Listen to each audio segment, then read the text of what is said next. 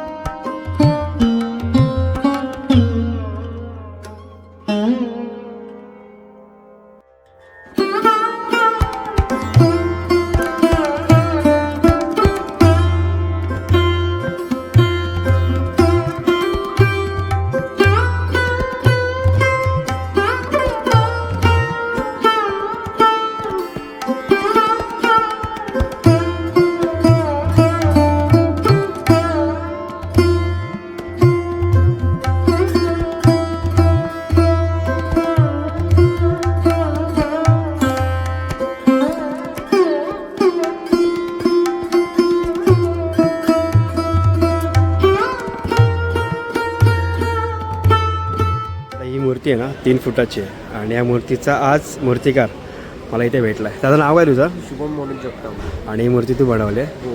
पूर्ण शाडू माती की? पूर्ण शाडू माती. मला डिटेल सांग ना थोडा या मूर्तीचा. मूर्ती बनवताना प्रॉपर मी बॅलन्सिंगवरती फोकस केलेला आहे. अच्छा. कारण का मूर्ती 3 फूट होती. मूर्ती क्रॅक वगैरे जाऊ नये यासाठी पूर्णपणे बॅलन्सिंग. ॲक्च्युली मूर्तीचा थीम वेगळा होता. खाली तुतारी वाजवताना होते. अच्छा. तुतारी मी कॅन्सल केलं कारण का बॅलन्सिंग जास्त हलत होती. त्यामुळे मी जास्वंदीचं फूल निवडलं. अच्छा. पण मूर्ती अप्रतिम म्हणली. म्हणजे पूर्ण बघू शकता ना जास्वंदीच्या फुलामध्ये त्यांनी जे देठ आहे ना म्हणजे ते जी कळी आल्यावरती त्याच्यामध्ये पूर्ण मूर्ती बॅलन्समध्ये उभारली आणि 3 फुटाची मूर्ती. फेसिंगसुद्धा राजन जाड यांच्यासारखी पूर्ण फेसिंग त्याने साकारण्याचा प्रयत्न केला. अप्रतिम आहे. आवडली मूर्ती आम्हाला.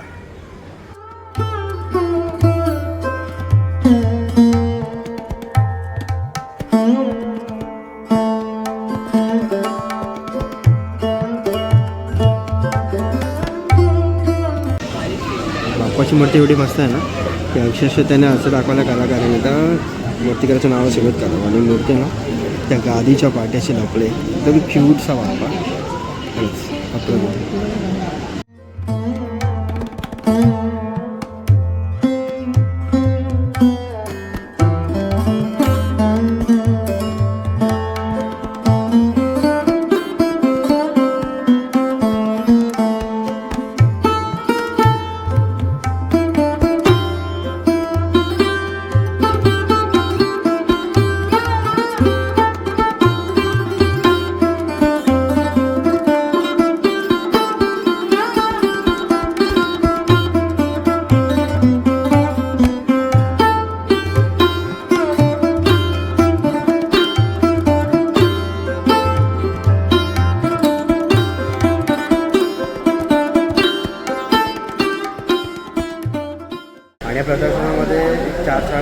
गोष्ट म्हणजे मुंबईची सुप्रसिद्ध आखणीकार प्रशांत सुवर्णदादा, त्याला मी जसलीनच्या व्हिडिओमध्ये खूप वेळा बघायचो ब्लॉगिंगमध्ये, नील व्हायच्या आणि काल तो आला होता, पण आपण काय गाठभेट झाली नाही. पण त्याने आखणी केलेली मूर्ती आपल्यासमोर आहे. बाप्पा अप्रतिम डोळ्यांचा तेज आहे बरोबर बाप्पाच्या बघा. चला याचे काय तुम्हाला सिनेमॅटिक क्लिक दाखवतो.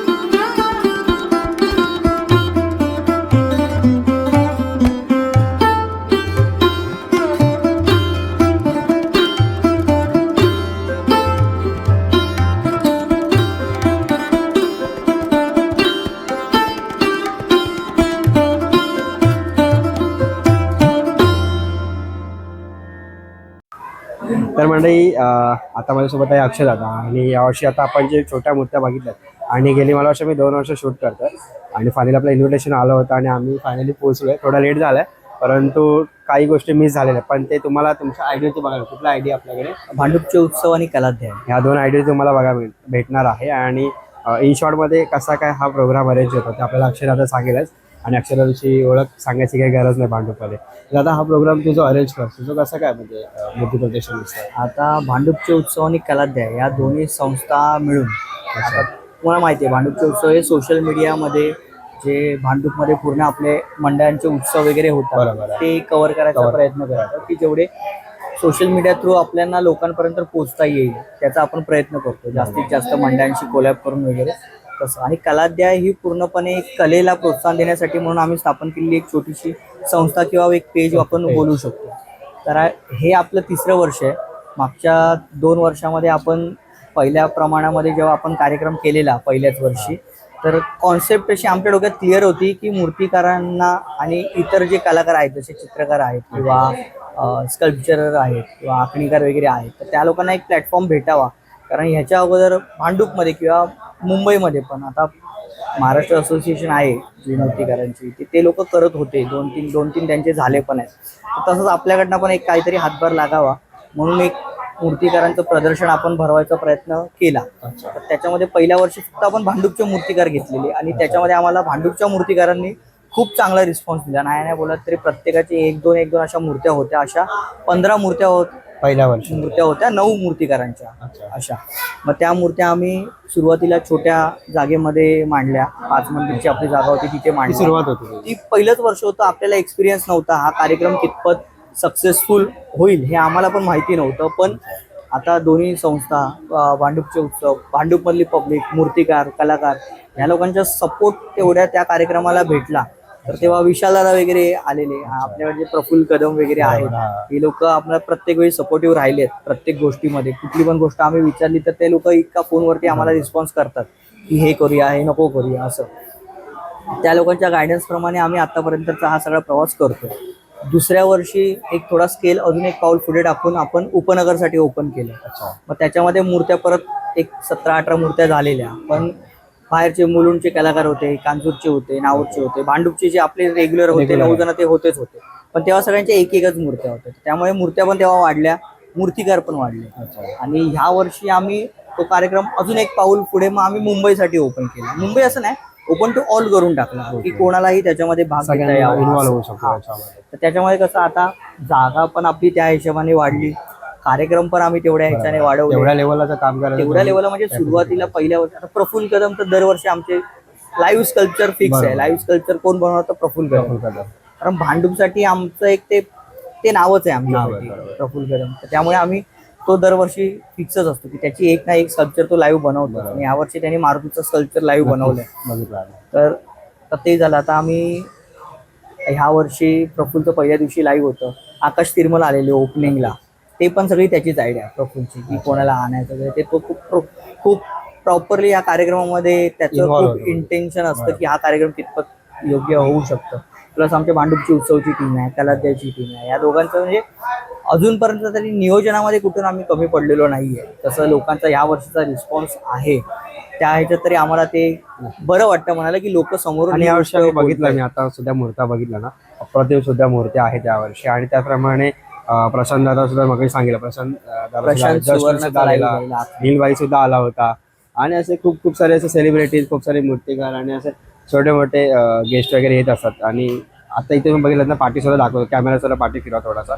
आता म्हणजे कुठलाही वेळ असा वाया जात नाहीये. मुलं सुद्धा आहेत ना पेंटिंगची, आता यांची काही कॉम्पिटिशन ड्रॉइंग कॉम्पिटिशन. म्हणजे आमचं भांडूप जसं सण उत्सव जसे साजरे करत असताना त्याचप्रमाणे कला क्षेत्रामध्ये सुद्धा आमचं भांडूप अग्रेसर आहे. आणि नक्कीच या 3रं वर्ष होतं. अप्रतिम मूर्त्या आहेत. सर्व कन्सेप्ट आम्ही इथे यायला नाही भेटत प्रत्यक्षित इथं, पण आम्ही इंस्टाग्रामचं जे पेज आहे यांचं भांडूपचे उत्सव आणि भांडूपचे उत्सव आणि कला, या दोन्हीवरती रील्स येतात. त्याचप्रमाणे भांडूपमधील अजून खूप सारे मीडिया प्लॅटफॉर्म्स आहेत. म्हणजे भांडूपचे उत्सव झालं, भांडूप ऑफिशियल झालं, अजून खूप सारे प्रायव्हेट सुद्धा मीडिया जे आहेत त्यांनी सुद्धा अपलोड केलेले आहेत हे सर्व व्हिडिओ. आणि तुम्हाला सुद्धा नक्की बघा. आणि पुढच्या वर्षी, आज शेवटचा दिवस, तुम्ही पुढच्या वर्षी नक्की इथे या आणि नक्की तुम्ही व्हिजिट द्या. तर दादा फायनली आजचा आम्ही हा कार्यक्रम सोहळा तुझा बघितलेला आहे. तर या वर्षी जे तुम्ही उपक्रम म्हणजे असा खूप असा म्हणजे भांडूपमध्ये चर्चा होती या गोष्टीची. पुढच्या वर्षी आणि याच्या पुढे सुद्धा येणारे जे फेस्टिवल तुम्ही हा जो पूर्ण अरेंज करणार हा प्रोग्राम, तर त्याच्यासाठी माझ्या चॅनलकडून आणि समस्त भांडूपकरांकडून तुम्हाला पुन्हा एकदा शुभेच्छा देतो पुढच्या. आणि असंच नवनवीन मूर्त्या, नवनवीन कला भांडूपकरांना आणि मुंबईमध्ये सुद्धा आपल्या भांडूपमधून पुढे जाऊन द्या. असं नाही, आमची अजून 1-2 कार्यक्रम आमच्या ह्याच्यात आहेत, पण हा आमचा एक पहिला कार्यक्रम होता जो आम्हाला कम्प्लिटली 3 वर्ष आम्ही सक्सेसफुली तो त्या स्टेजवर आणून ठेवला आहे जिथे आता तो चालू आहे. अजून पण आमच्या डोक्यामध्ये 2-3 संकल्पना आहेत, पण त्या आता कसं प्रोजेक्शन होईल तसं ते तुमच्यापर्यंत आम्ही पोहोचवायचा प्रयत्न करू. आणि मेन म्हणजे कसं मीडिया आहे ना, मीडिया असल्यामुळे कसं होतं की मीडियामुळे पटापट व्हायरल होत जाते, त्याच्यामुळे खूप सारे लोक अट्रॅक्ट होतात त्या गोष्टींकडे. चालेल, तर तुमचे 2 मिनिटं दिल्याबद्दल खूप सारे धन्यवाद. थँक्यू.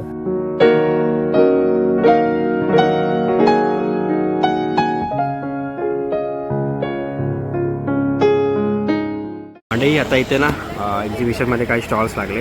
तर हे वात्रा.comचं स्टॉल आहे आणि ते लास्ट टाईमसुद्धा आपण टी शर्ट परचेस केलेली, जे आहे भांडूपकर नावाचे टी शर्ट होते, आपण परचेस केली होती. उत्तम क्वालिटी होती आणि खूप सारे स्टॉल्स आहेत. तर आपण यावर्षी पुन्हा एकदा खरेदी करतो, म्हणजे ती आम्ही कोकणी आणि ती ब्लॅकमध्ये, आणि ह्याची आपल्याला बॅक प्रिंट देणार आहे ताई, बॅक साईड. चला तर प्रिंट करूया आम्ही कोकणी.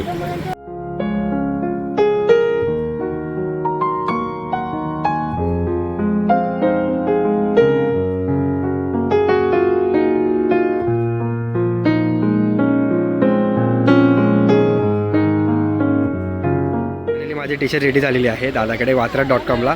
दादाचा इन्स्टा आय डीसुद्धा आहे ना वात्रा.comला, नक्की व्हिजिट करा. आणि खूप सारे जे पाठी तुम्हाला दिसत आहेत ना व्हरायटी, त्या त्याच्या साईटवरती सुद्धा अवेलेबल आहेत. आणि कस्टमाइज करायचं असेल टी शर्ट कोणाला, तर कस्टमाइज करायचं असेल तर माझा नंबर आहे हा, ओके, 8591895353. याच्यावर मेसेज करून तुमची काय डिझाईन असेल, काय कन्सेप्ट असेल तर पाठवू शकता. नक्कीच. आणि इन्स्टा आय डी तुम्ही फॉलो केलं ना, तुम्हाला खूप सारे तिथे व्हरायटी बघायला मिळतील.